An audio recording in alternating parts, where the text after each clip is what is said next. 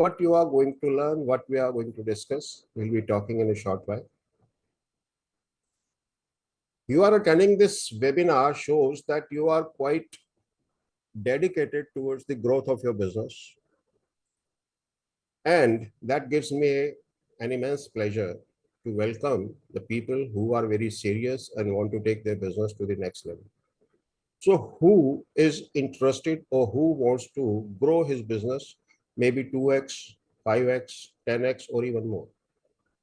Those who want to grow their business 2x, 5x, 10x, or more, say me in the chat box. Come on fast. Good, good, good, good, good. Awesome, awesome, awesome. Thank you, everyone. Now, you all want to grow your business by say 2x, 5x, 10x, or even more, maybe 20x, 40x, right? But not being able to grow it to your desired level. What is the reason? There has to be some reason behind that. The reason obviously is shortage of funds, right? Because no funds means no growth. Or less funds means slower growth. Funding means growth, right? Now, what we can do is we can go for SME IPO and we can go for growth. As simple as that. How we are going to discuss shortly. Now, let me tell you about this webinar. This webinar is going to be around 90 minutes or slightly more than that, mainly in English and little bit of Hindi, a mixture of both languages. Okay. This webinar has been designed for growth-hungry SME business owners who want to grow their business by 2x, 5x, 10x, or more. We are not going to talk unnecessary things. Only actionable stuff is going to be discussed on which you can take action and move towards the growth which is desired by you and which your business deserves. Okay. If you have got any questions, I'll request all of you to please note your questions, note it down with you. Ask the questions. In the end, we'll be having a question answer session. At that time, you can ask your questions, because asking in question in between the webinar will interrupt the flow of the webinar and may not be possible for me to answer, right? Now, what I expect from you.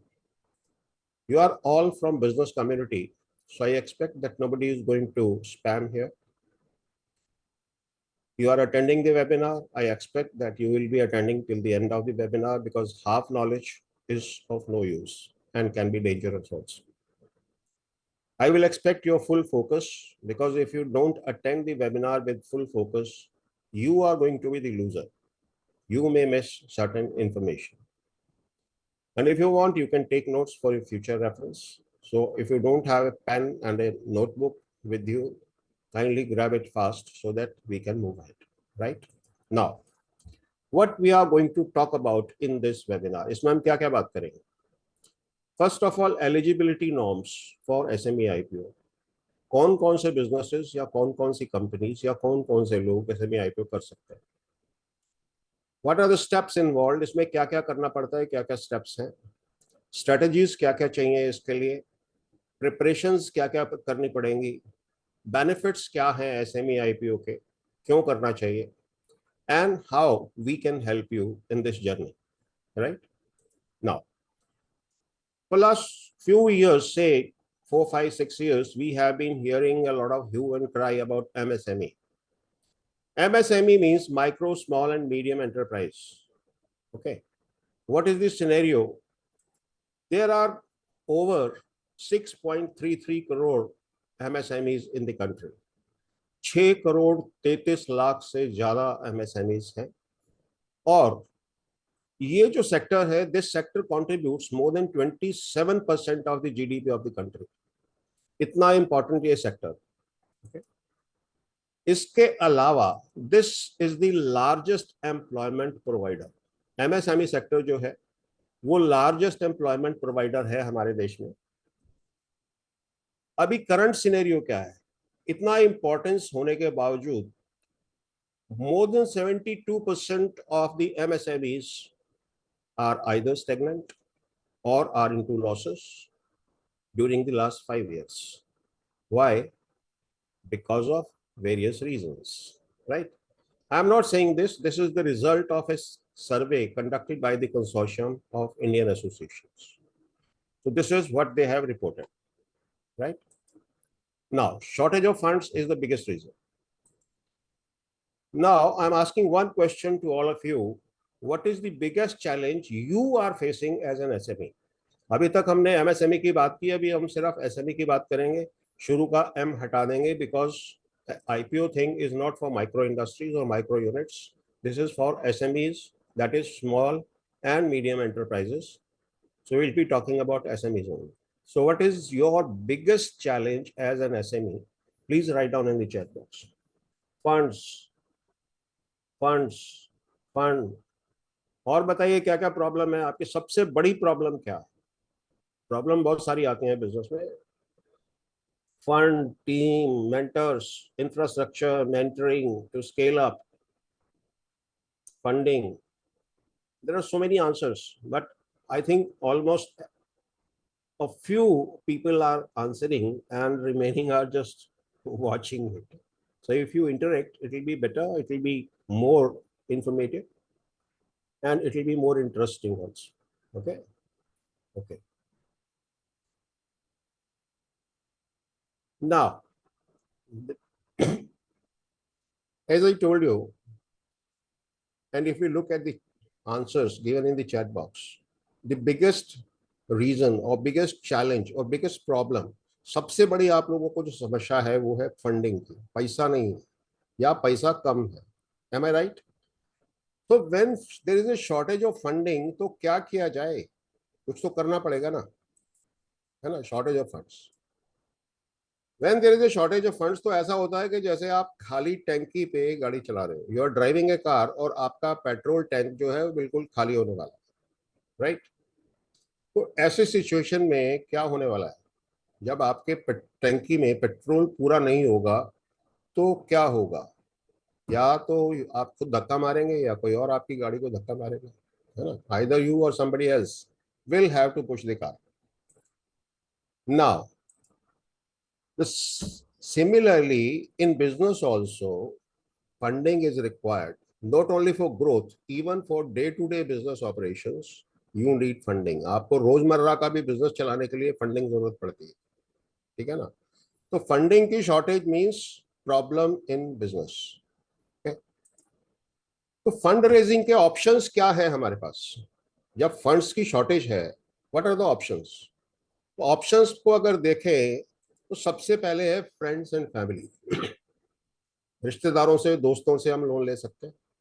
भैया मेरे को पैसे की जरूरत है business में, यार थोड़ा हेल्प करो ना. बोलेगा ब्याज लूंगा. बोले कोई बात नहीं, मैं ब्याज दूंगा. बट व्हाट हैपन्स, अगर आपको रीपेमेंट में या इंटरेस्ट पेमेंट में कभी थोड़ा देरी हो गई या कुछ ऊपर नीचे हो गया, तो इसमें रिलेशनशिप इश्यूज आ जाते हैं और आपके रिलेशन भी खराब होते हैं, है ना? दूसरा ऑप्शन है आप लोगों के पास या हम लोगों के पास कि हम लोन लें बैंक से. Okay, business loan. अब बिजनेस लोन की जब हम बात करते हैं, वो कोलेटरल के अगेंस्ट भी हो सकता है. ज्यादातर कोलेटरल के अगेंस्ट ही होता है, बिना कोलेटरल बहुत कम लोन मिलते हैं. तो उसमें भी इंटरेस्ट रेट बढ़ते रहते हैं. और जब इंटरेस्ट रेट बढ़ते रहते हैं तो आप जानते हो कि हाँ, एक बहुत बहुत इस बड़ी समस्या हो जाती है. सपोज आपने 10 करोड़ का लोन ले रखा है या लिमिट्स ले रखी हैं बैंक से, और 2 करोड़ साल का आप प्रॉफिट करते हो, तो 2 करोड़ प्रॉफिट में से आपका तकरीबन 1.25 करोड़ इंटरेस्ट में चला जाता है. तो आपके पास क्या बचा? You save a very small amount. Okay, so in a way you are working for the bank. आप अपने लिए काम नहीं कर रहे हैं, अपने बैंक के लिए काम कर रहे हैं. आप अपने बैंक के कमाऊ पूत हैं, देसी भाषा में अगर बोले, है ना? बट फायदा आपको नहीं हो रहा जितना आपके बैंक को फायदा हो रहा है आपके लोन लेने से. उसके अलावा कोलेटरल सिक्योरिटी के अलावा प्रॉब्लम क्या आती है? क्रेडिबिलिटी की. हर किसी को बैंक लोन नहीं मिलता है. कोलेटरल है, तो लिमिट्स हैं, अपर लिमिट इतना ही मिल सकता है जी, इससे ऊपर नहीं मिल सकता है जी, आपका टर्नओवर कितना है जी, उसके हिसाब से इतना मिलेगा, वगैरह वगैरह वगैरह, lots of problems are there, and interest is a big factor. Okay, the next option is equity. अगर हमने लोन नहीं लेना है फ्रेंड से, रिलेटिव से, बैंक से भी नहीं लेना, इंस्टीट्यूशन से भी नहीं लेना, तो ऑप्शन क्या है? इक्विटी। या तो अपने पास पैसा हो जो हम डालें, और अपने पास नहीं है तो हम क्या करेंगे? Either we will go for private equity or we'll go to the capital market for raising funds by way of IPO.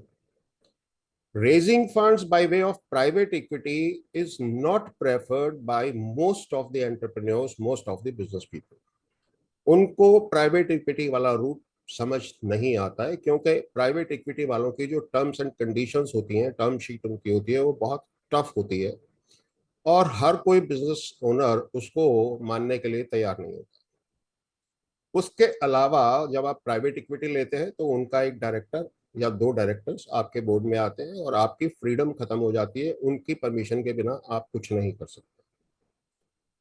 तो जो बेस्ट ऑप्शन बचता है वो है कैपिटल मार्केट। आप अपना आईपीओ करिए, उससे फंड रेज करिए, और उसमें क्या फायदे हैं, क्या प्रॉब्लम्स हैं, अभी हम बात करने वाले हैं। अब अगर आपकी कंपनी लिस्टेड नहीं है तो आपको क्या क्या प्रॉब्लम महसूस होती है? क्योंकि फंडिंग की शॉर्टेज है तो आपकी ग्रोथ स्लो होती है, आपको प्रॉपर वैल्यूएशन नहीं मिलती, आपको रिकॉग्निशन नहीं मिलता, आपका वेल्थ क्रिएशन नहीं होता। बहुत सारे लोग एग्री नहीं करेंगे, बोले हम तो वेल्थ क्रिएट कर रहे हैं, प्रॉफिट कमा रहे हैं, वेल्थ क्रिएट कर रहे हैं। So my dear friends, you are creating profits, you are not creating wealth. और ये चीज अभी जल्दी समझ में आ जाएगी आपको थोड़ी ही देर में, राइट? फिर heavy debt burden is another problem, क्योंकि आपका जो यूनिट है, आपका जो बिजनेस है, उसमें लोन का कंपोनेंट बहुत ज्यादा है, चाहे वो प्राइवेट लोन है, चाहे बैंक का लोन है, जो भी लोन। तो हैवी डेट बर्डन है, हैवी इंटरेस्ट कॉस्ट है। अनलिस्टेड कंपनीज में normally there are no systems and no controls. अपना फैमिली बिजनेस की तरह चलता है, जैसे चलता आ रहा है बरसों से, वैसे ही चलाते हैं। क्या जरूरत है हमें सिस्टम्स लगाने की, कंट्रोल्स करने की? And most of the businesses, small businesses are a one man show. और अगर टीम भी है तब भी जो ओनर है वो सारे काम खुद ही करना चाहता है, क्योंकि he doesn't believe anybody. Why? Because the team is not competent enough to handle things, right? Then there is no credibility. So इन सब प्रॉब्लम्स का सोल्यूशन क्या है? You can go for an IPO. And when you go for an IPO, what is the meaning of IPO? IPO means initial public offering. When any company offers its shares to the public for the first time, this event is known as IPO, or initial public offering, right? Next time when they go to the market, that is a FPO, follow on public offer, right? So market में जो business community है उसमें एक common belief है कि only large companies can do IPO, छोटी companies नहीं कर सकती, सिर्फ बड़ी कंपनी ही आईपीओ कर सकती। So my dear friend, this is a myth, this is a myth. ये सच्चाई नहीं है। जब सच्चाई नहीं है तो सच्चाई क्या है? जो छोटी कंपनी है, छोटे बिजनेस है, उनको भी कुछ प्रॉब्लम्स थी, और अगर वो लिस्टिंग के लिए जाते थे पहले तो बड़ी समस्या होती थी, है ना? क्योंकि उनके अपनी प्रॉब्लम्स थे, जो लिस्टिंग पे के लिए जाने में मेन एक्सचेंज में बहुत सारी प्रॉब्लम्स उनको फेस करनी पड़ती थी। लाइक इतना समुद्र है, अथाह समुद्र, lots of companies are listed in the main stock exchange, lots and lots of companies. जब छोटी कंपनी उसमें घुसती है तो एक बहुत बड़े समुद्र में एक छोटी सी मछली जाती है, तो उसको कोई रिकॉग्निशन नहीं मिलती, कोई पहचान नहीं मिलती, उसकी खिंचाई बहुत ज्यादा होती है, बहुत सारे क्रिटिक्स होते हैं, वो आपका सब छिलका उतारना शुरू कर देते हैं। Okay, they start ripping you of. तो क्या किया जाए? कुछ तो सोल्यूशन होना चाहिए ना। Then heavy burden of compliances. Main board पे आईपीओ करने में दुनिया भर की कंप्लायंसेस हैं, very strict compliances are there. तो इन सब चीजों को देखते हुए एक जरूरत थी कि सॉरी, कुछ ऐसा सिस्टम हो जो कि एसएमईज के लिए सुटेबल हो। एसएमईज को भी एक लेवल प्लेइंग फील्ड मिल जाए जिसमें कि वो अपना बिजनेस, प्रॉब्लम क्या होती थी, एसएमईज बोलते थे भी हम आपकी कंप्लायंस पूरी करें या अपना बिजनेस चलाएं, क्योंकि उनके पास मैन पावर की शॉर्टेज होती है, टीम उतनी बड़ी नहीं होती कि वो सारे कंप्लायंसेस पूरी कर पाए। तो उनकी प्रॉब्लम ये होती थी कि हम अपना बिजनेस चलाएंगे या आपकी कंप्लायंसेस पूरी करेंगे। तो इन चीजों को ध्यान में रखते हुए क्या हुआ, 2012 में बॉम्बे स्टॉक एक्सचेंज ने बीएसई एसएमई स्टार्ट किया फॉर दिस एसएमई सेगमेंट, और नेशनल स्टॉक एक्सचेंज ने एनएसई इमर्ज स्टार्ट किया। इसमें छोटी कंपनीज के आईपीओ आते हैं, दोनों में चॉइस आपकी है कि आप एनएसई में जाना चाहते हैं या बीएसई में जाना चाहते हैं, राइट। अब new scenario with these two exchanges, SME segments, even smaller companies are coming out with their IPOs. Why they are coming out with the IPOs? Fundraising is one thing, then unlocking value and wealth creation. These are the two other factors जिसके लिए के ये लोग SMEs IPO के लिए आते हैं, right. Now आप सोचेंगे जी हम तो बहुत बड़ा बिजनेस नहीं है हमारा, तो हमारा छोटा बिजनेस है। तो दोस्तों छोटा बिजनेस है कुछ नहीं, कोई दिक्कत नहीं है। Even small can dream big now, even small can dream big now. Why? Because this is a opportunity which can change your life, which can change the direction of your business, which can change your financial fortunes. कैसे? Suppose आपका business जो है उसकी net worth है 10 करोड़, आप उसके whole and soul 100% मालिक हैं। आपको कोई मेरे जैसा व्यक्ति मिलता है, कहता है जी अपनी कंपनी को आप लिस्टेड कंपनी करा लो। तो जब आप लिस्टिंग के लिए जाते हैं स्टॉक एक्सचेंज में, तो you have to sell 25% shares of your company to the public and other investors, right. So अब आपके पास 75% बचता है, 25% तो लोगों के पास चला गया, but the valuation of the company has become 100 crore. So which is a better option? Option A, जहां आप 10 करोड़ नेटवर्थ की कंपनी के पूरे पूरे अकेले मालिक हैं, या 100 करोड़ वैल्यूएशन वाली कंपनी का 75% ओनर। कौन सा option better? Please write down in the chat box कि कौन सा ऑप्शन बेटर, ए या B.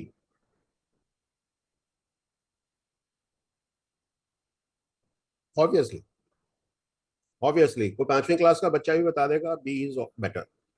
75% of 100 crore is a better better better better better option, right.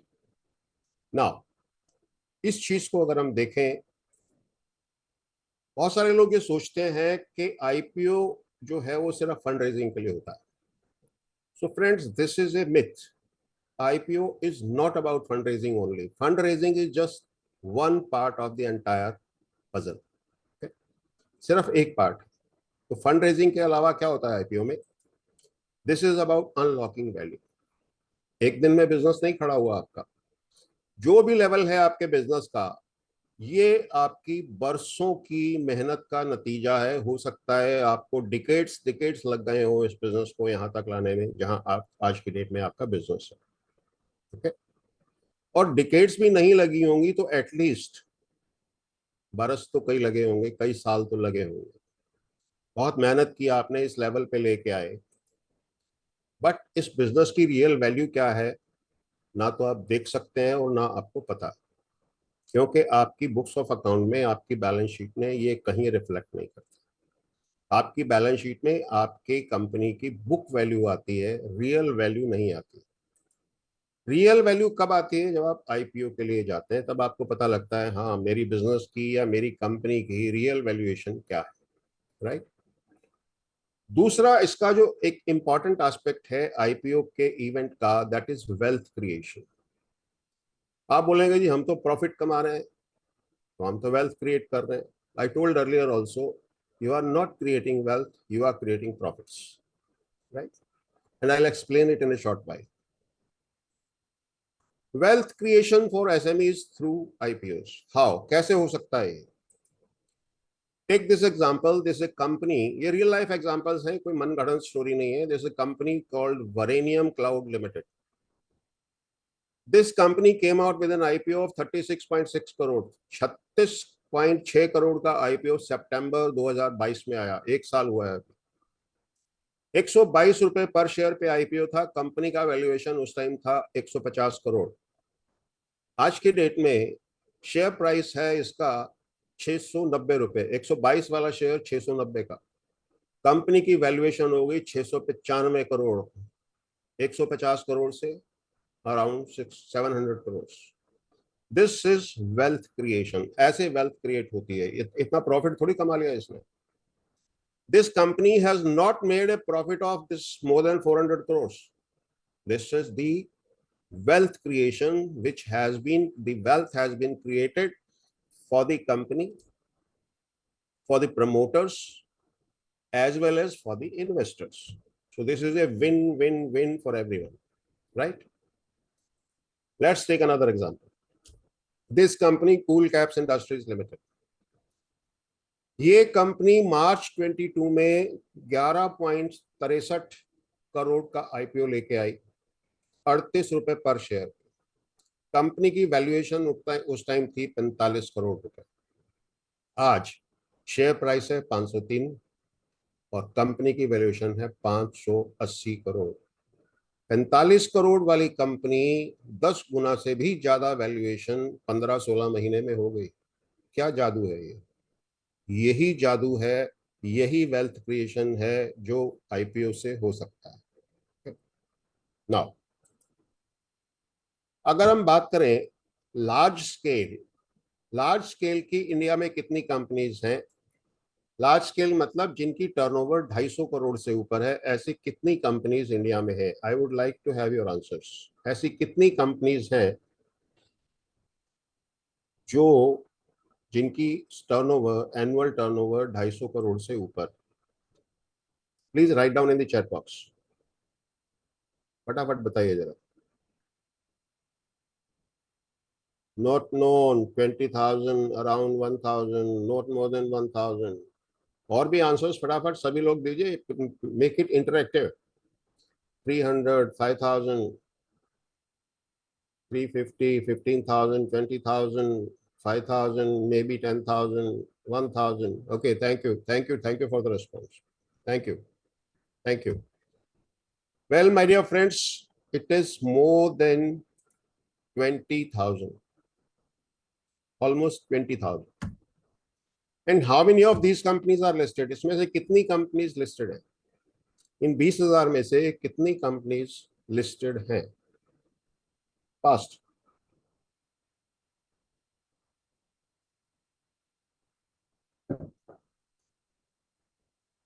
Five thousand, 1,000, no idea. 5,000, 500, 1700, 700, blah blah blah, 40%, 8,000. Well, the answer is 5,500 companies, which is more than 25%, say roughly 27% listed हैं इनमें से, बाकी unlisted. And you should be proud that India is the country with largest number of listed companies. जितनी listed companies हमारे देश में है, किसी और देश में नहीं है, तो we should be proud of this. But small scale sector की हम बात करें, एसएमई सेक्टर की हम बात करें, तो एसएमईज कितनी है इंडिया में? जब हम एसएमई बोलते हैं, बीच में किसी ने क्वेश्चन पूछा था कि माइक्रो की क्या डेफिनेशन, तो जो 5 करोड़ टर्नओवर से नीचे वाले हैं साल में, वो माइक्रो में आते हैं। ओके, तो कितने कंपनीज या बिजनेसेस इंडिया में ऐसे हैं जिनका टर्नओवर 5 करोड़ से 250 करोड़ के बीच में? कम ऑन फास्ट बताइए जरा, कितने बिजनेसेस या कितनी कंपनीज इंडिया में ऐसे हैं जिनका turnover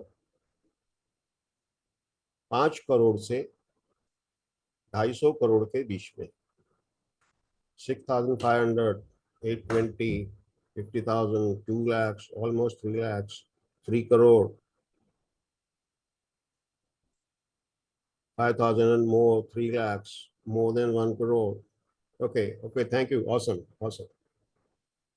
Well, the number is 3 lakhs plus.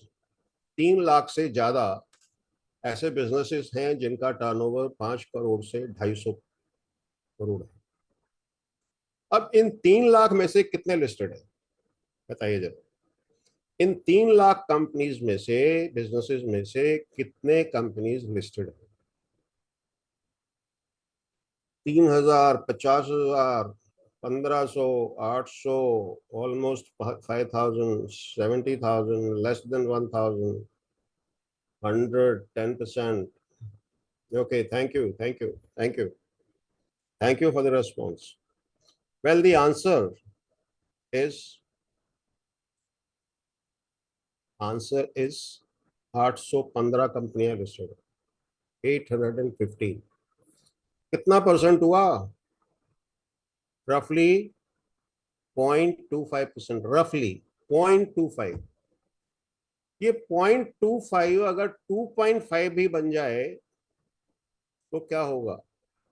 SME companies, listed SME companies का नंबर मेन बोर्ड की लिस्टेड कंपनीज से कई गुना ज्यादा हो जाएगा। ओके, तो कितना अभी स्कोप बाकी है ये आप समझ सकते हैं, राइट?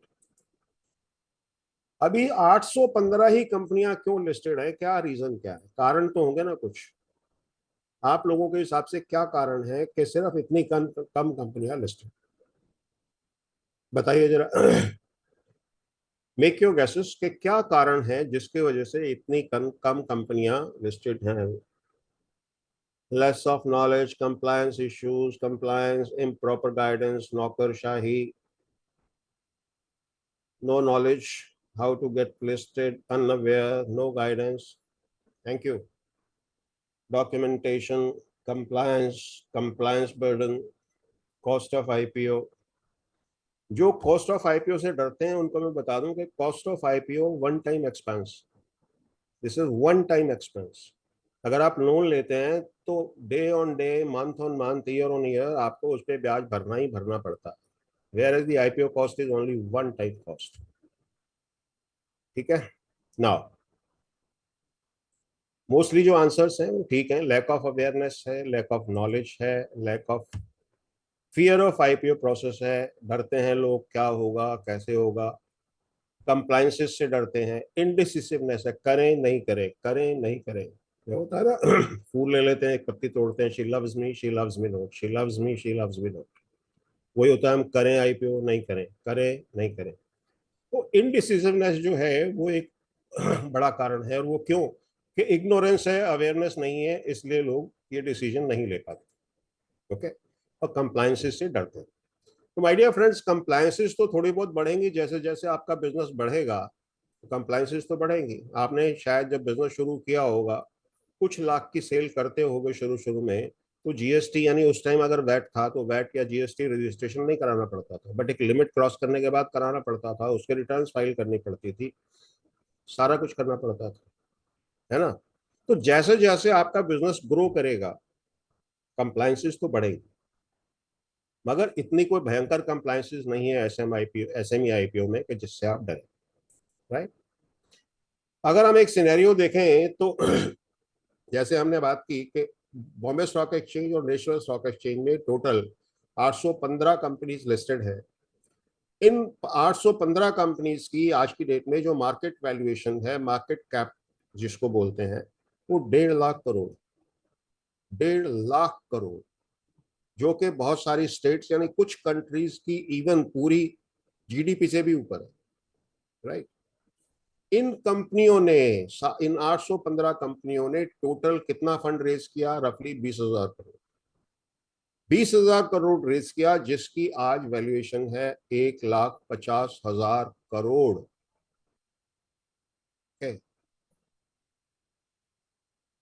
300 कंपनियां इसमें से मेन बोर्ड पे भी चली गई। 2 साल के बाद बॉम्बे स्टॉक एक्सचेंज में, नेशनल स्टॉक एक्सचेंज में 3 साल के बाद कुछ कंडीशंस हैं, अगर आप फुलफिल करते हैं तो आप मेन बोर्ड पे माइग्रेट कर सकते हैं।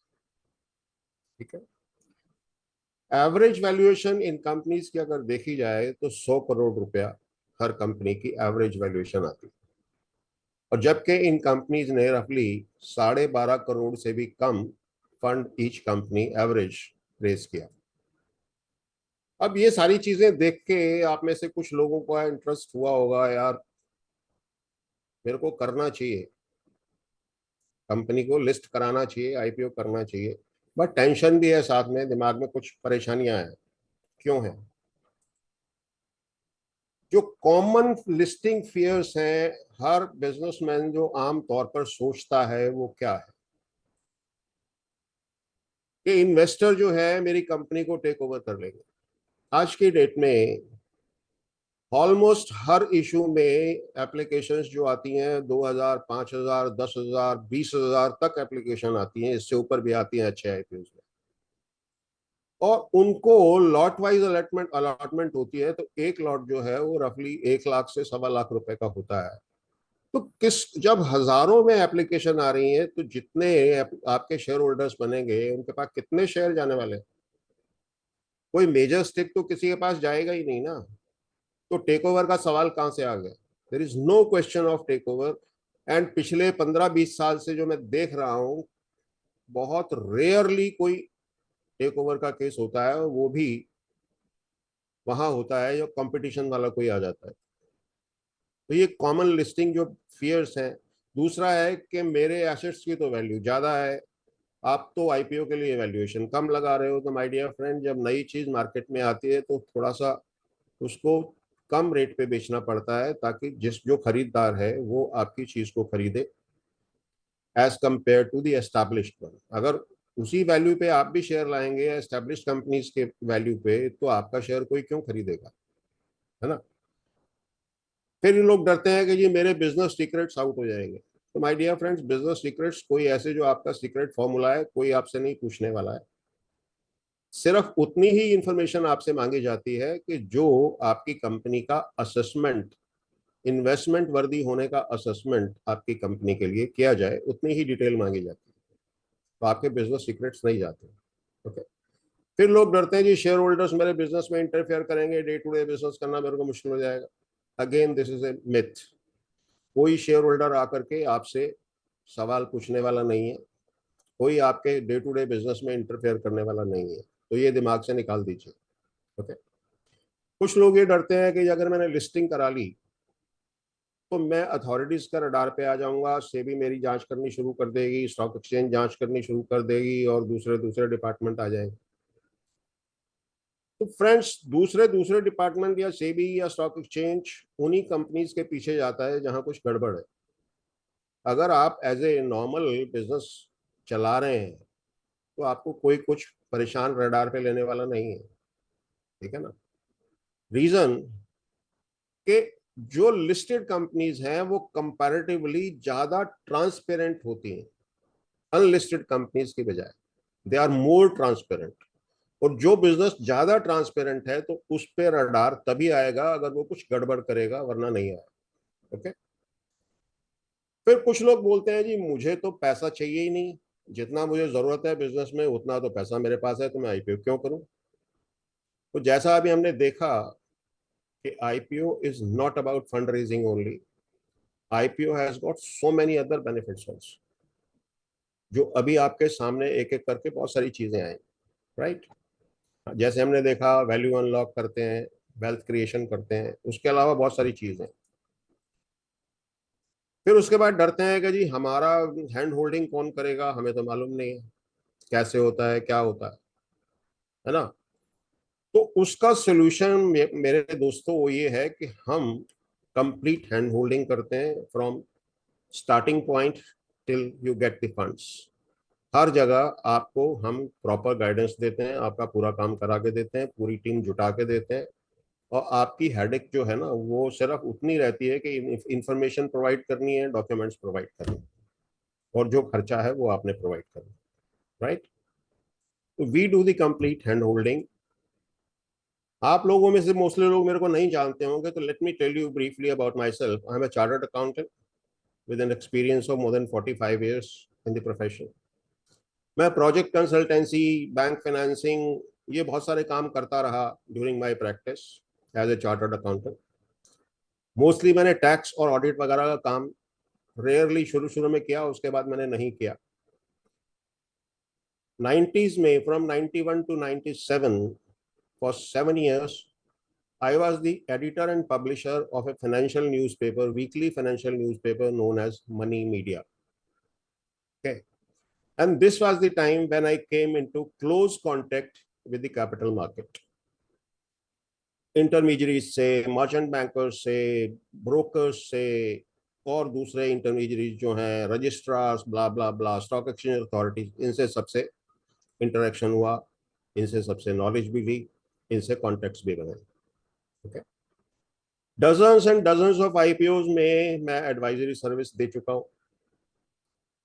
कैंटाबिल रिटेल इंडिया लिमिटेड आप सब जानते होंगे, जगह जगह इनके गारमेंट्स के स्टोर्स हैं. इनका आईपीओ था 105 करोड़ का, and I was the sole advisor for Cantabil retail India limited. और मैंने इनको 105 करोड़ रुपया मार्केट से रेज करा के दिया था. Right now I am also the author of this book, Indian SMEs and the power of SME IPO. ये बुक जो है ये अमेजोन पे अवेलेबल है. अगर आप खरीदना चाहते हैं तो वहां आपको मिल जाएगी. इंडियन एसएमईज या एसएमई जब सर्च करेंगे अमेजोन पे जाकर के तो यही बुक आपको नजर आएगी, because this is the only book on SME IPOs. Right. ये मेरी और बुक्स हैं.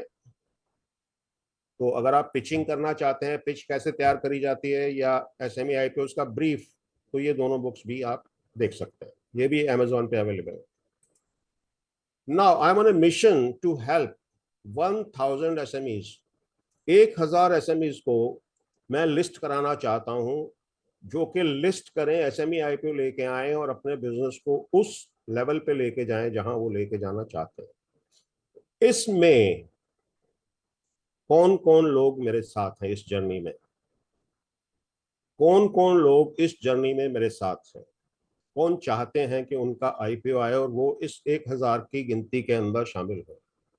लिखिए फटाफट चैट बॉक्स में. Good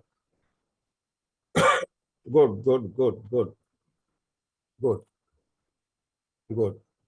thank you thank you thank you thank you everyone.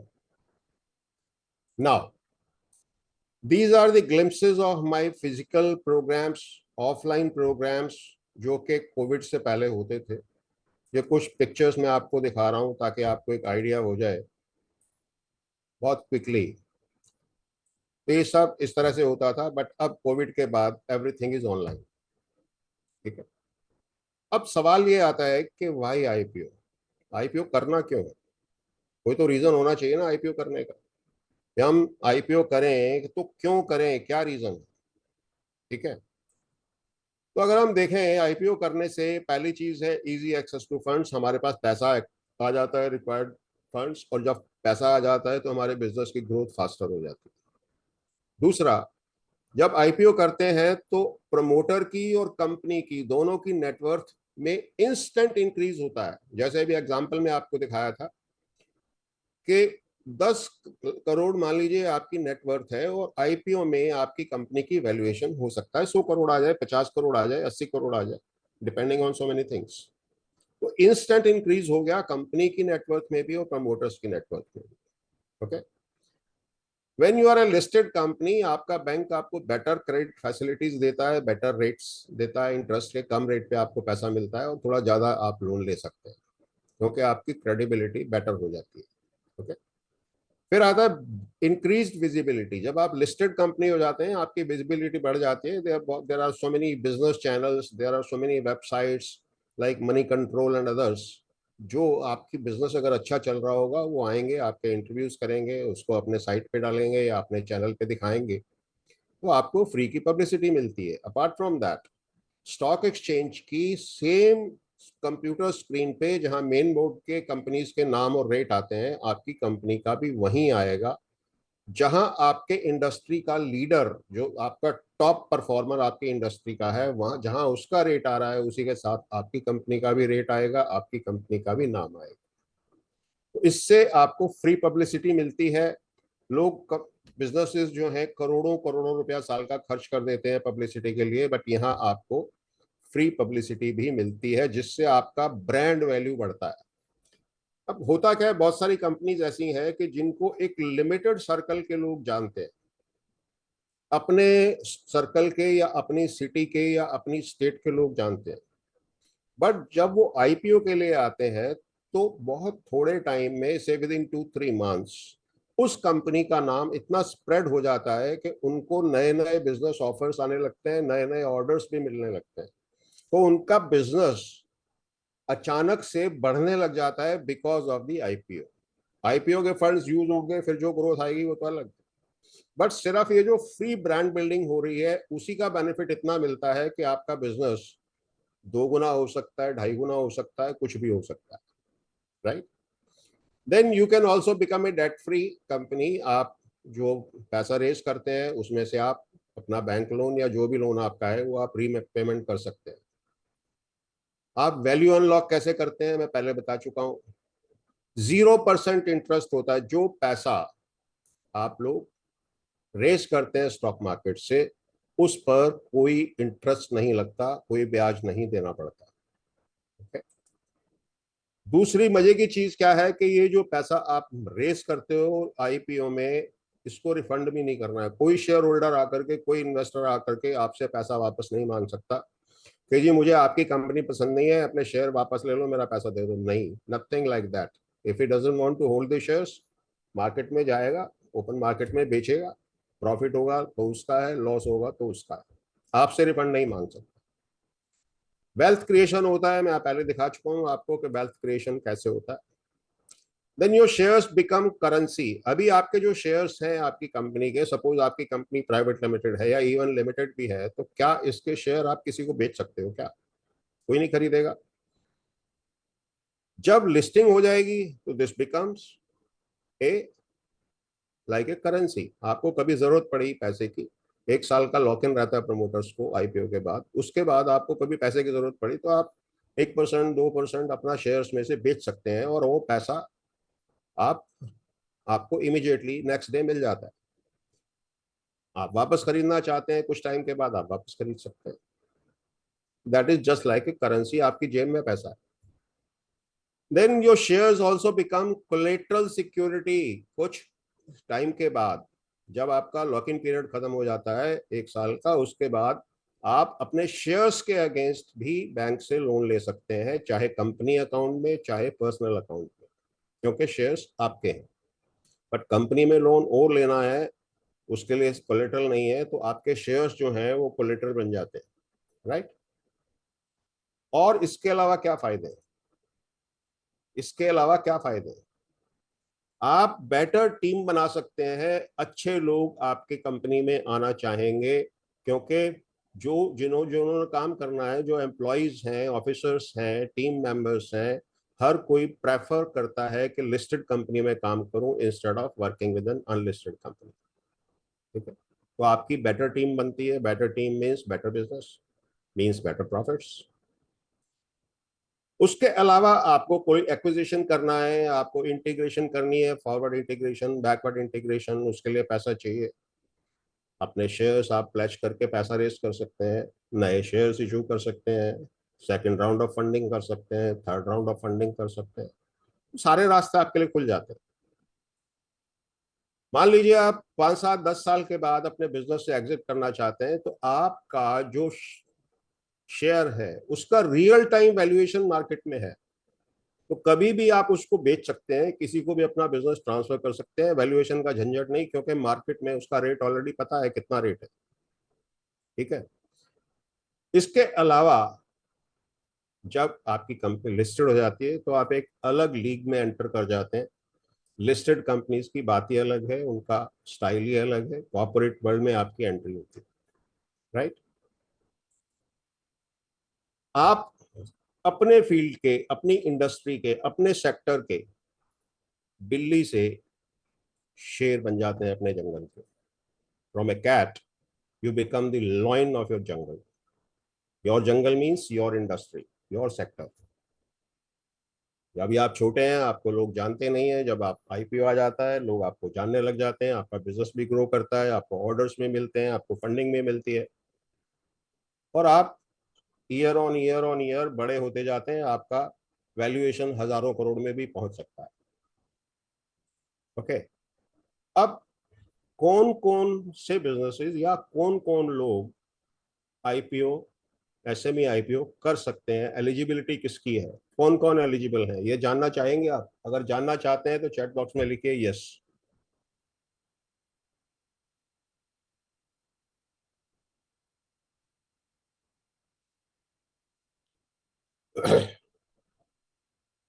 Fast fast, very good very good, awesome awesome. तो eligibility के लिए क्या क्या नॉर्म्स है? पहली कंडीशन है कि आपके बिजनेस का 3 साल का ट्रैक रिकॉर्ड होना चाहिए, मतलब आपका बिजनेस कम से कम 3 साल पुराना होना चाहिए। दूसरी कंडीशन ये है कि पिछले 3 साल में से कम 1 साल में प्रॉफिट होना जरूरी है। ये नहीं है कि मेरा तो बिजनेस लॉस में चल रहा है, मुझे आईपीओ करना नहीं होगा, परमिशन नहीं मिलेगा। राइट। आपका नेट टेंजिबल एसेट्स 1.5 करोड़ से ऊपर होना चाहिए। अगर नेट टेंजिबल एसेट्स 1.5 करोड़ से ऊपर नहीं है तो नहीं होगा। Even non company businesses are eligible.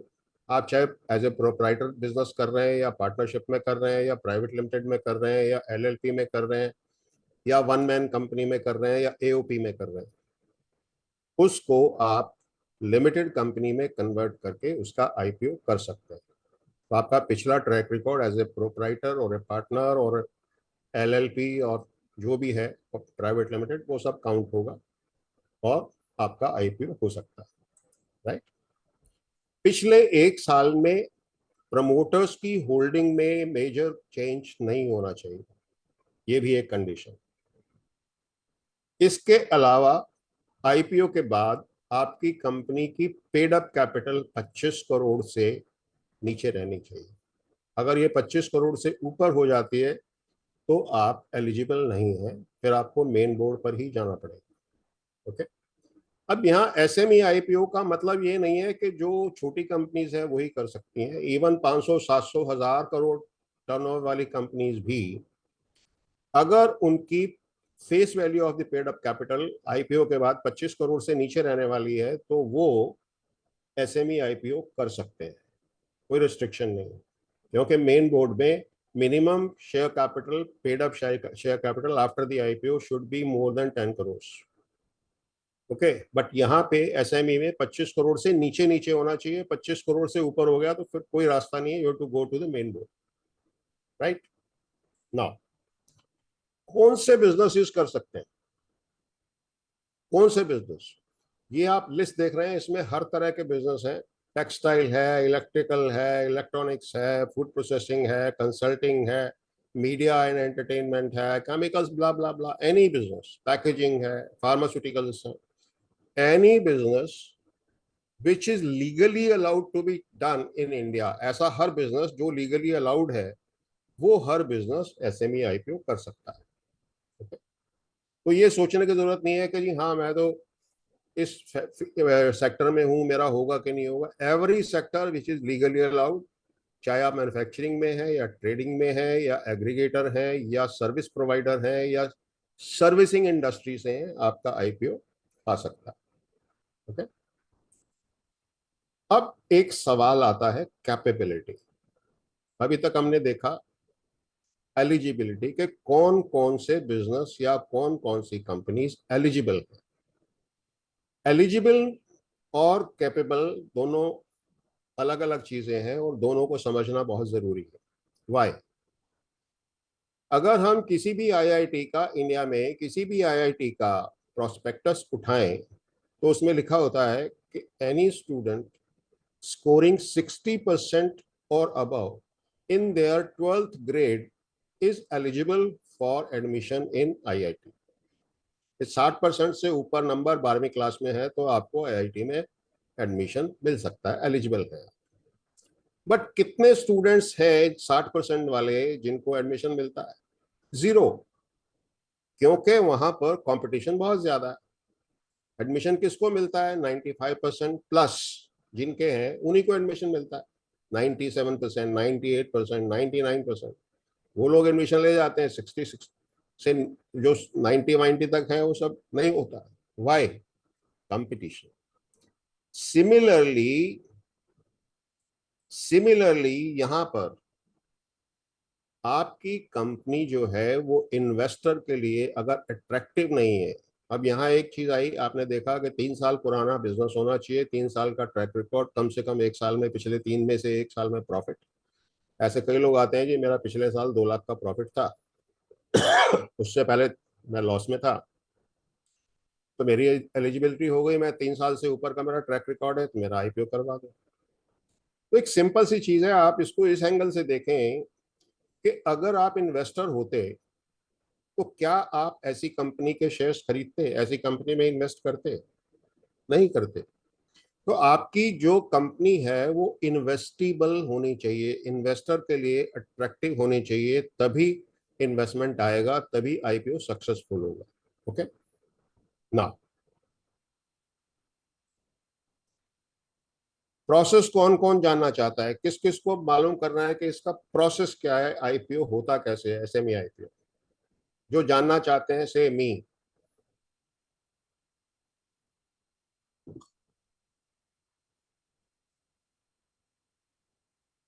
Good good good good good good good, awesome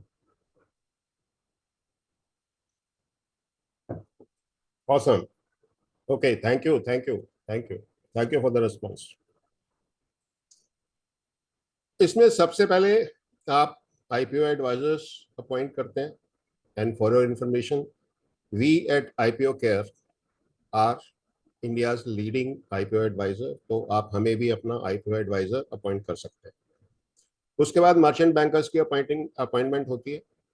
फिर मर्चेंट बैंकर आपकी कंपनी का ड्यू डिलिजेंस करता है, आपके बिजनेस को रिव्यू करता है, आपकी कैपिटल को रिस्ट्रक्चरिंग करता है, फिर आपकी कंपनी को लिमिटेड कंपनी में कन्वर्ट करवाता है। उसके बाद दूसरे जो इंटरमीडियरीज हैं, लाइक लीगल एडवाइजर है, आपका आपका रजिस्ट्रार एंड ट्रांसफर एजेंट है, आपकी एडवर्टाइजिंग एजेंसी है, और जो भी और दूसरे इंटरमीडियरीज हैं उनकी अपॉइंटमेंट होती है। फिर ड्राफ्ट प्रोस्पेक्टस या ऑफर डॉक्यूमेंट, उसकी ड्राफ्टिंग होती है। उसके बाद उसको स्टॉक एक्सचेंज में फाइल किया जाता है। स्टॉक एक्सचेंज का अप्रूवल मिलने के बाद फिर आरओसी की अप्रूवल ली जाती है। आरओसी का अप्रूवल मिलने के बाद फिर इशू खुलता है। जब इशू खुलता है तो normally issue remains open from 3 to 6 days। वो आप पहले डिसाइड कर कितने दिन आईपीओ खुला रखेंगे। आईपीओ क्लोजिंग के बाद आप शेयर्स इशू करते हैं और आपका शेयर ट्रेड होना शुरू हो जाता है, आपकी लिस्टिंग हो जाती है। तो यहाँ बहुत सारी जो कंप्लायंसेस हैं वो भी साथ साथ पूरी करनी पड़ती है। जब लिस्टिंग आपकी हो जाती है तो उसके बाद भी हम अगले 2-3 साल आपके साथ होते हैं, जब तक आपको फंडिंग की जरूरत है, second round, third round, fourth round, जो कि हर 6-8 महीने बाद आप नेक्स्ट राउंड ला सकते हैं। तो हर जगह हम आपके साथ होते हैं। तो this is the process. Now do you want to see some case studies? कुछ केस स्टडीज आप जानना चाहेंगे कि जो कंपनीज ने आईपीओ किए उनके साथ क्या हुआ, क्या ग्रोथ हुआ? जो अगर आप जानना चाहते हैं तो से BIO, that is bring it on, BIO, fast, BIO। Good good good, awesome awesome, thank you thank you thank you very much. If you look at this list, ये वो टॉप 10 कंपनीज हैं जिनका आईपीओ 2022 में आया, 2022 में। अब ये first company, इसका आईपीओ मार्च 22 में आया, 37 रुपए प्राइस पर, 270 अभी का प्राइस है, 625% ग्रोथ हो गया, 600% से भी ज्यादा। ये 67 का आईपीओ जुलाई में आया लास्ट ईयर, अभी इसका प्राइस है 381, यानी 450% से ज्यादा ग्रोथ। 135 वाला 760, 38 वाला 181, 15 वाला 57, 55 वाला 199, 27 वाला 94, एंड लाइक दैट। इस तरह से ग्रोथ होता है, इस तरह से वेल्थ क्रिएशन होती है। जो आप बिजनेस में कमा रहे हैं वो कमा रहे हैं, ये वो ग्रोथ है जो मार्केट आपको देती है, स्टॉक मार्केट, लिस्टिंग करने के बाद। ओके, ये कुछ कंपनीज हैं जो इसी साल में 2023 में आईपीओ लेके आई, और उनका क्या ग्रोथ रहा है देखिए। ये कंपनी 54 में आईपीओ लाई, 278 अभी प्राइस है, 64 वाले का 303 है, 40 वाले का 165 है, 128 का 493 है, 135 का, और इस तरह से लिस्ट चलती जाती है, right. This is how value creation happens. और वैल्यू क्रिएशन ऐसी भी होती है कि you can become, your company, your business can become a unicorn company. Unicorn कौन होता है? Any company, any business which has got a market valuation of more than $1 billion. यानी आज की डेट में इंडियन करेंसी के हिसाब से रफली 8,400-300 करोड़ अगर आपकी कंपनी की वैल्यूएशन हो जाती है तो आप यूनिकॉर्न बन जाते हैं। इंडिया में आज की डेट में 107 यूनिकॉर्न्स, 107। अब आप सोचेंगे, इज इट पॉसिबल यार, छोटा सा एसएमई आईपीओ करके क्या ये हो सकता है, यूनिकॉर्न बन सकते हैं? सोचेंगे ना, ये तो इम्पॉसिबल लगता है कि छोटा सा 10-20-30 करोड़ का आईपीओ करके और 8,000 करोड़ से ऊपर की वैल्यूएशन, नहीं भैया, नहीं हो सकता। तो my dear friends, this is the unique example, this company known as EKI energy services limited. 2021 April में ये कंपनी 18 करोड़ का आईपीओ लेके आई at a price band of 100-102, 100 से 102 का प्राइस बैंड में 18 करोड़ का आईपीओ था। और with in a short period of 9 months, that is January 22, this company became a unicorn company. 10,600% growth market valuation में, 10,600%। ओके, $1 बिलियन क्रॉस किया इसने, 18 करोड़ का आईपीओ। अब आप अंदाजा लगाइए क्या जादू हो सकता है ना। This person, Manish Dapkara, is the owner of this company, and he has created the history in the Indian stock market. किस किस के दिमाग की बत्ती जली है, आप बताइए मेरे को। Who is feeling blown up, mind blown? किस किस की बत्ती जली है? Please write down in the chat box. कुछ हुआ, कुछ अजीब सा लगा? 18 करोड़ का आईपीओ, 8,000 करोड़ से ऊपर का वैल्यूएशन, है ना। This is the magic of listing. Reliance Industries was also an SME like you. 1977 में इनका आईपीओ आया 4 करोड़ रुपए का। Mister Dhirubhai Ambani, IPO of this company 1977, 4 crore. आज कितनी वैल्यूएशन है इस कंपनी की? लाखों करोड़। कैसे पॉसिबल हुआ? कैसे पॉसिबल हुआ? Because of listing, because of the stock market, right. इन सब लोगों को शायद आप पहचानते होंगे, नहीं तो इनमें से मोस्टली को पहचानते होंगे। They are all business tycoons in India. ये सब भी आप ही लोगों की तरह, इन्होंने जब स्टार्ट किया था बिजनेस, देवर एसएमईज, एसएमई ही थे ये। आज की डेट में ये बिजनेस टाइकून्स बन चुके हैं, और नेक्स्ट नंबर आपका भी हो सकता है अगर आप प्रॉपर डिसीजन, प्रॉपर स्टेप्स लेते हैं। ओके, अब इन लोगों ने इनॉर्मस वेल्थ क्रिएट किया, इनॉर्मस, बेशुमार दौलत। अब ये जो बेशुमार दौलत इन लोगों के पास आई, कहां से आई? कहां से आई ये बेशुमार दौलत? क्या इन्होंने दूसरी कंपनीज के शेयर्स में पैसा लगाया था? Did they invest in other companies? इन्होंने दूसरी कंपनियों में पैसा लगाया था क्या? नहीं, नो, नॉट एट ऑल। उन्होंने क्या किया? What they did, what they did was they created it by making their business investable. अपने बिजनेस को इन्वेस्टेबल बनाया इन्होंने, जिससे इनका मैसिव वेल्थ क्रिएशन हुआ है, massive, unbelievable.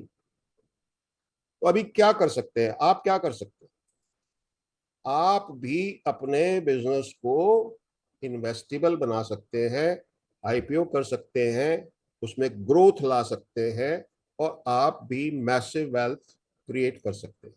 Okay, how? What is holding you back? क्या रोक रहा है आपको? कोई तो चीज होगी ना जो आपको रोक रही है। आपने अब तक नहीं किया, अभी भी सारी नॉलेज आपको मिल गई, फिर भी आप में से बहुत सारे लोग अभी नहीं करेंगे। क्यों? क्योंकि जो सबकॉन्शियस माइंड हमारा है वो इस तरह डिजाइन किया हुआ है भगवान ने कि हमारे दिमाग में ना ये डाउट्स डाउट्स डालता रहता है। ये होगा नहीं होगा, वो होगा नहीं होगा, ऐसे होगा तो क्या होगा, वैसे होगा तो क्या होगा, और ये ऐसे वैसे, हाँ या ना, इफ्स एंड बट्स, तो वो चलती रहती है स्टोरी। फिर ये जो सारे फियर्स मैंने बताए थे, ये जो फियर्स हैं ये आपको आके रोकते हैं। तो ये सारे फियर्स बेसलेस हैं, उन फियर्स से डरिए मत। You can go ahead without fearing of these things. Okay, now if you want exponential growth in your business, एक होता है स्लो स्लो ग्रोथ, ऐसे ऐसे ऐसे थोड़ी थोड़ी थोड़ी, एक होता है एक्सपोनेंशियल ग्रोथ। तो अगर आपको एक्सपोनेंशियल ग्रोथ चाहिए अपने बिजनेस में, तो आपको क्या करना होगा? अपने बिजनेस को स्टेरॉइड पे डालना होगा, स्टॉक मार्केट में एंट्री करनी होगी, कॉर्पोरेट वर्ल्ड में एंट्री करनी होगी। अभी तक आप as a family business business को रन कर रहे हैं, लाला टाइप मैनेजमेंट जिसको बोलते हैं। You have to make it a corporate. Corporate बनने के लिए आपको मार्केट से कनेक्ट होना ही पड़ेगा दोस्तों। जब तक नहीं होंगे तब तक प्रॉब्लम। तो व्हाट नेक्स्ट? अभी आपने सारा ज्ञान ले लिया, क्या है, क्यों है, कैसे है। अब आप ये नहीं बोल सकते जी हमें इग्नोरेंस है, हमें नॉलेज नहीं है, हमें इसका पता नहीं है, अवेयरनेस नहीं है। आपका ये बहाना खत्म हो गया। राइट नाउ, अगर आपका आईपीओ ड्रीम है, आप आईपीओ करना चाहते हैं, तो we at IPO care, leading IPO advisors in the country, we provide the complete IPO solution under one roof. आपको कुछ हेडेक करने की जरूरत नहीं है, पूरी टीम इकट्ठी करवा के देंगे, पूरा काम करवा के देंगे, सब कुछ फ्रॉम स्टार्ट टू फिनिश। और not even up to finish, even after the IPO 2 3 4 साल जब तक आप चाहेंगे, for next rounds of funding will be with you. Okay, अगर डिजर्विंग है आपकी कंपनी और आपकी कंपनी को आईपीओ आने में 4 6 8 महीने बाकी हैं, और या साल बाकी है, और लगता है हमें या इन्वेस्टर्स को कि हाँ इस कंपनी में थोड़ा सा पैसा और अभी डालने से इनका ग्रोथ और फास्ट हो जाएगा, आईपीओ बेटर साइज का हो जाएगा, तो हम वो प्री आईपीओ फंडिंग भी अरेंज करवाते हैं। बट प्री आईपीओ फंडिंग ये प्राइवेट इक्विटी नहीं है, सीड फंडिंग नहीं है, एंजल फंडिंग नहीं है। ये आईपीओ एलिजिबल जो लोग हैं, उनमें से जिनको शॉर्ट टर्म जरूरत है 4 6 8 महीने के लिए या 1 साल के लिए फंडिंग की, थोड़ी फंडिंग की, वो प्री आईपीओ फंडिंग होती है। अगर मुझे आपकी कंपनी पसंद आती है तो मैं सबसे पहला इन्वेस्टर आपकी कंपनी में होऊंगा, मैं अपना पैसा लगाऊंगा। ओके, इससे ज्यादा और हम क्या कर सकते हैं कि हम आपकी कंपनी में अपना पैसा इन्वेस्ट करें। Right now we do the complete hand holding, start to finish. Right, start to finish hand holding में आपको कहीं हेडेक नहीं आती है, कहीं प्रॉब्लम नहीं आती है। तो do you want to become a listed company? कौन कौन चाहता है कि उसकी कंपनी लिस्टेड हो जाए? अगर चाहते हैं तो आप किस चीज का इंतजार कर रहे हैं? मैं क्यों ये बात बोल रहा हूं, अगली स्लाइड्स में आपको ये चीज क्लियर हो जाएगी कि अगर आप सोच रहे हैं, बैठे इंतजार कर रहे हैं, तो माय डियर फ्रेंड्स, बहुत बड़ा नुकसान हो सकता है आपका। क्यों? The right time is now. And मैं क्यों कह रहा हूं राइट टाइम इज नाउ? अगर आपको आईपीओ करना है, ये राइट टाइम है। क्यों? Look at this slide.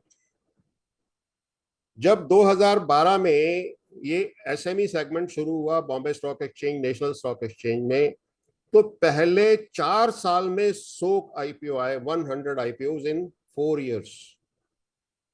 अगले 2 साल में और 100 आए, अगले 2 साल में और 100 आए, यानी 100 से 200, 200 से 300, 300 से 400, 100 की गिनती बढ़ने में 2 2 साल लगे।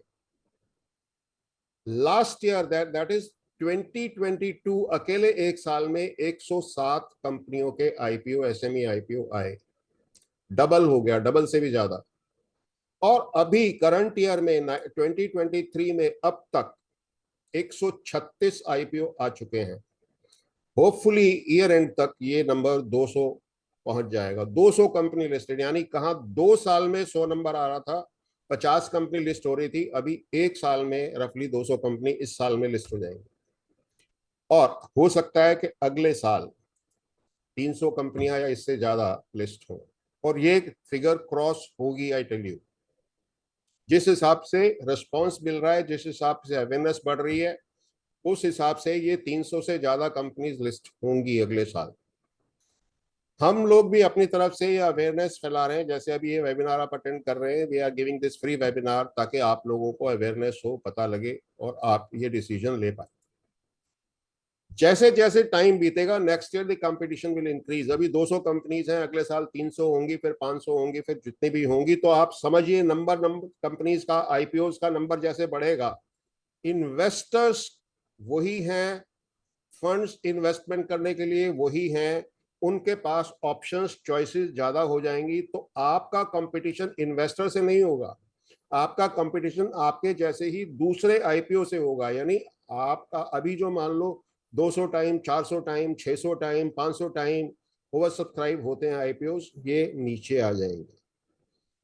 तो कंपटीशन है, अगर कंपटीशन से बचना है तो जितना जल्दी आप कर लेंगे उतना बेटर है, और फिर हर चीज की एक अपॉर्चुनिटी कॉस्ट होती है। ओके, तो कौन कौन आप में से सक्सेसफुल एसएमई आईपीओ करना चाहता है? Successful, we give a guarantee कि if we take the assignment, अगर हम असाइनमेंट आपकी लेंगे तो आपका आईपीओ सक्सेसफुल होगा ही होगा।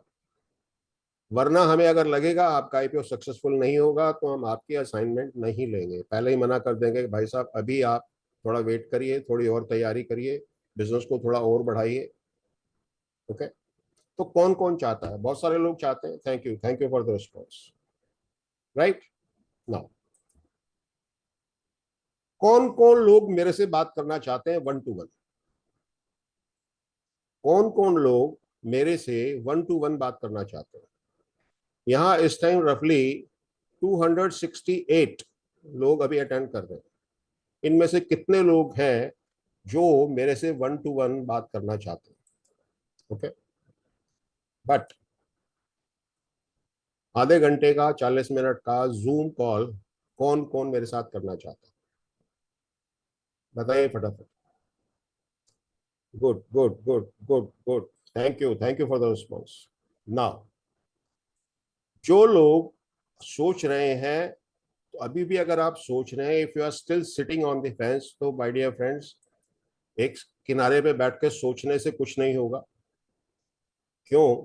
कि अभी जो गाड़ी चल रही है, ये दौड़ लगी हुई है, इस बैंड वैगन पे आप अगर चढ़ेंगे, इस ट्रेन पे चढ़ेंगे, तभी आपको बेनिफिट होगा। अदरवाइज आप वेट करते रहिए, करते रहिए, करते रहिए। लोग आएंगे, आईपीओस करेंगे, चले जाएंगे, फंड्स रेज हो जाएगा उनका, आप सोचते रहे।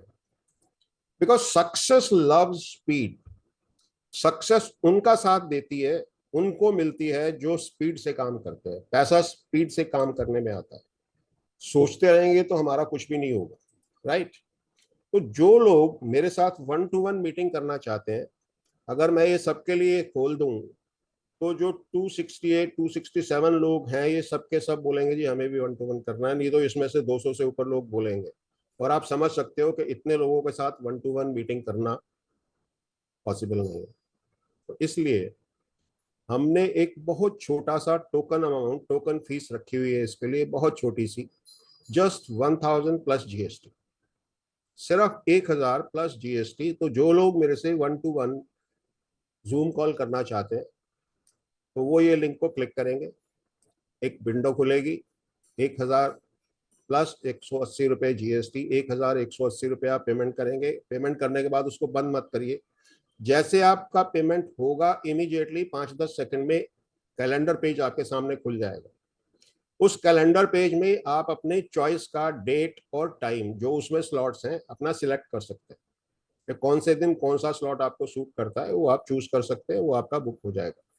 जैसे उसमें कैलेंडर में आप अपना नाम, फोन नंबर, ईमेल आईडी लिख के सबमिट करेंगे, आपको इमीडिएटली ईमेल मिल जाएगा कि हाँ आपका ये स्लॉट बुक हो गया।